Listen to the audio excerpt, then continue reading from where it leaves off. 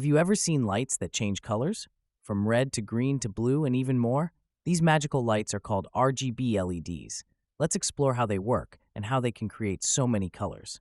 What is an RGB LED? An RGB LED is a special light that combines three colors, red, green, and blue.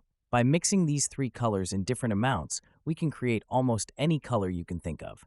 It's like mixing paint, but with light. How does an RGB LED work? Inside an RGB LED, there are three tiny LEDs, one for red, one for green, and one for blue.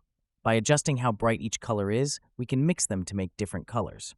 For example, bright red, no green, and no blue gives you red light. Bright red, bright green, and no blue gives you yellow light. Bright red, bright green, and bright blue gives you white light. Where do we see RGB LEDs? Christmas lights. RGB LEDs create colorful displays that blink and change colors. Gaming keyboards and mouse. They use RGB LEDs to glow in millions of colors. Smart home lights. You can change the mood of a room by adjusting the color of these lights. Robots. RGB LEDs are used to make robots look cool or signal information, like green for ready or red for error. So an RGB LED is a light that mixes red, green, and blue to create endless colors.